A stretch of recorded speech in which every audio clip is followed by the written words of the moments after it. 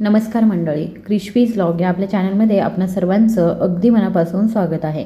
बऱ्याचदा आपल्याला अचानक असा क्षण येतो जेव्हा आपले हात आणि पाय पूर्णपणे सुन्न होऊ लागतात आणि आपल्याला त्या भागामध्ये एक विचित्र मुंग्या येणं, किंचितशा मुंग्या येणं किंवा मग तीक्ष्ण टोचणं असं जाणवतं.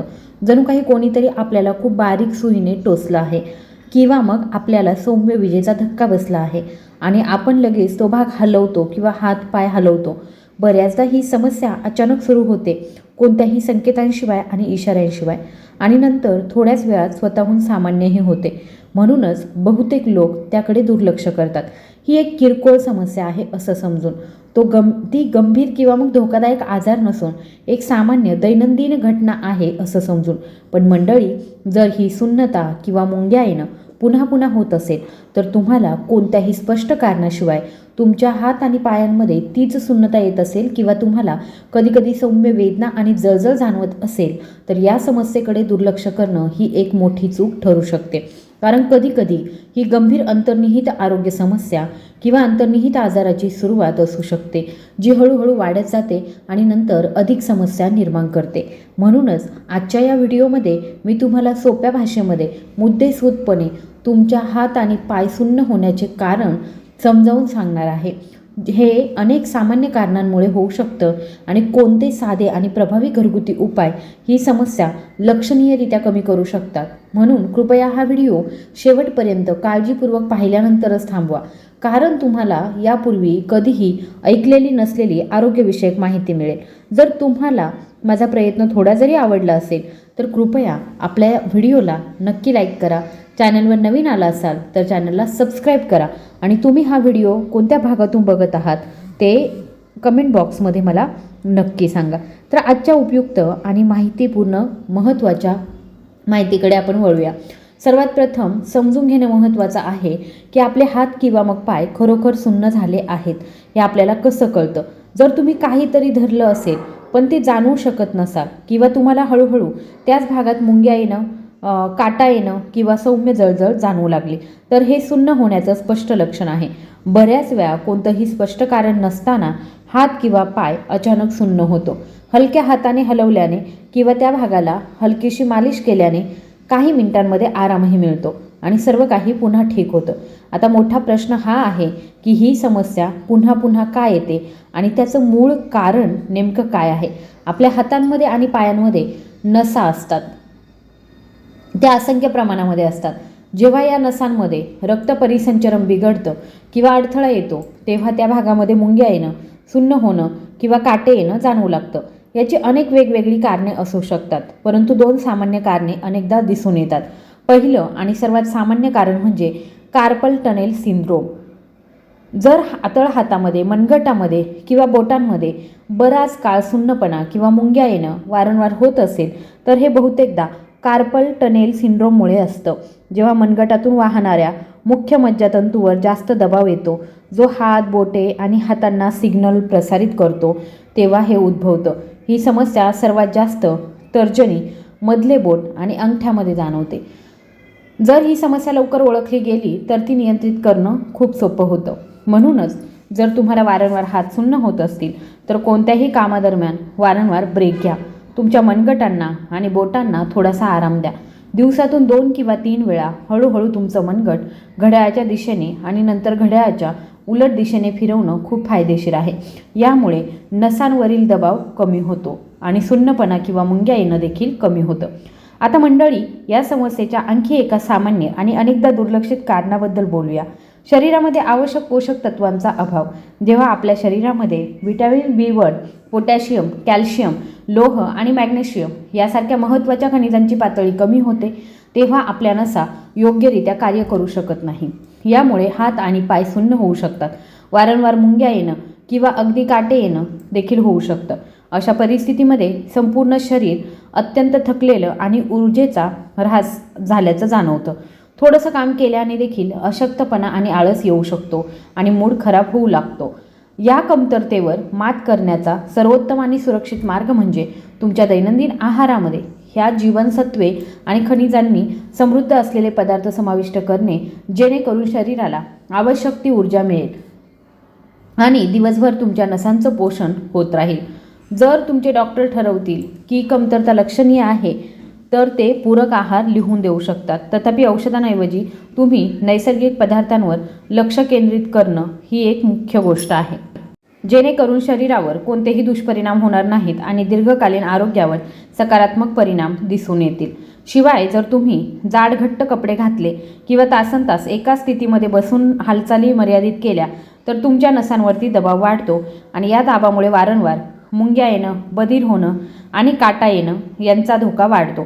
विशेषतः जे लोक दिवसभर लॅपटॉप, मोबाईल फोन किंवा मग ऑफिसच्या खुर्चीवरती बसून घालवतात त्यांच्यासाठी रक्ताभिसरण मंदावतं, ज्यामुळे हात आणि पायांमध्ये ही सुन्नता अधिक जाणवते. काही प्रकरणांमध्ये ही समस्या किरकोळ आजारामुळे नाही तर थायरॉईड समस्या, मधुमेह, स्ट्रोकचे परिणाम आणि मज्जातंतू विकार यासारख्या गंभीर आजारामुळे उद्भवू शकते. म्हणून ही समस्या कधीही हलक्यात घेऊ नये, कारण ती हळूहळू बिघडू शकते आणि मेंदू आणि नसांना मोठा धक्का निर्माण करू शकते. जर तुम्हाला ही समस्या वारंवार येत असेल, म्हणजे तुम्हाला केवळ विशिष्ट भागातच नव्हे तर तुमच्या हात आणि पायांमध्ये मुंग्या येणं किंवा बधीरपणा येत असेल आणि ती अनेक दिवसांपासून सुरू असेल, तर तुम्ही योग्य तपासणीसाठी पात्र डॉक्टरांचा सल्ला घ्यावा. थेट न्यूरोलॉजिस्टला भेटणं चांगलं आहे, जेणेकरून ते मूळ कारण ठरवू शकतील आणि त्यानुसार उपचारसुद्धा सुरू करू शकतील. एकदा नेमकं कारण ओळखल्यानंतर उपचार योग्य असतील आणि तुम्हाला हळूहळू आरामसुद्धा मिळेल. आवश्यक असल्यास तुमचे डॉक्टर औषधं देखील लिहून देऊ शकतात, म्हणून काळजी करण्याची किंवा घाबरण्याची गरज नाही. सतर्क राहणं आणि वेळेवर कारवाई करणं अत्यंत महत्त्वाचं आहे. जर समस्या लवकर ओळखली गेली आणि योग्य उपचार सुरू केले तर ती गंभीर होण्याची शक्यता नसते आणि तुमचं आरोग्य नियंत्रणात राहतं.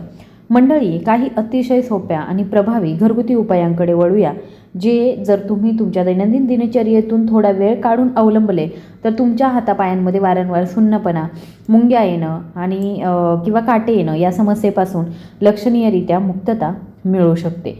पहिली आणि सर्वात सोपी टीप म्हणजे जर तुम्हाला तुमचे तळवे, फक्त तुमचे पाय किंवा मग फक्त तुमच्या बोटांसारख्या एखाद्या विशिष्ट भागामध्ये वारंवार समस्या येत असतील तर झोपण्यापूर्वी दररोज रात्री त्या भागाला सुमारे 10 ते 15 मिनिटे हलक्या हाताने मालिश करा.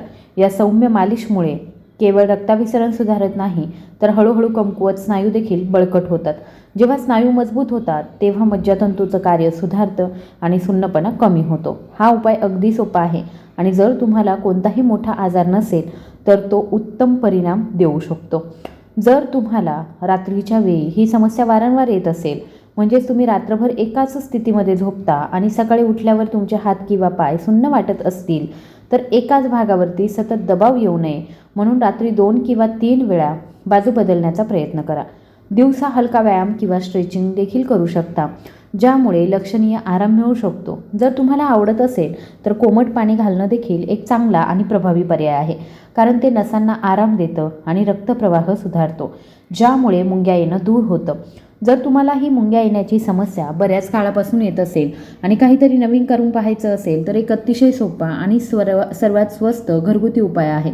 स्टील किंवा पितळी भांड्यामध्ये पाणी चांगलं उकळून द्यायचं. पाणी उकळल्यानंतर 1 चमचा त्याच्यामध्ये खडे मीठ घालायचं आणि ते चमच्याने व्यवस्थित असं ढवळून घ्यायचं. हे खडे मीठ कोणत्याही जनरल स्टोअरमध्ये, मेडिकल स्टोअरमध्ये सहज उपलब्ध आहे आणि खूप प्रभावी आहे. आता पाणी थोडंसं थंड होऊ द्या, जोपर्यंत ते कोमट होत नाही आणि तुमच्या त्वचेला ते आरामात सहन होत नाही तिथपर्यंत ते कोमट होऊन द्यायचं आणि या कोमट पाण्यामध्ये तुमचे हात किंवा मग पाय सुमारे 10 मिनिटे बुडवून ठेवायचं. काही मिनिटांमध्येच तुम्हाला आराम मिळेल आणि विश्रांती मिळेल आणि सुन्नपणा खूप कमी होईल. या व्यतिरिक्त दालचिनी नावाचा आणखी एक अतिशय प्रभावी नैसर्गिक घटक आहे.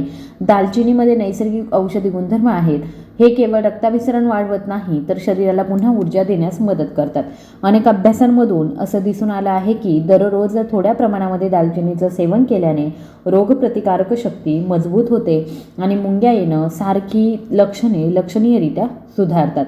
दालचिनीचं सेवन करण्याचे 2 सोपे मार्ग आहेत. पहिली पद्धत म्हणजे सकाळी रिकाम्या पोटी 1 ग्लास कोमट पाण्यामध्ये अर्धा चमचा दालचिनी पावडर पिणं.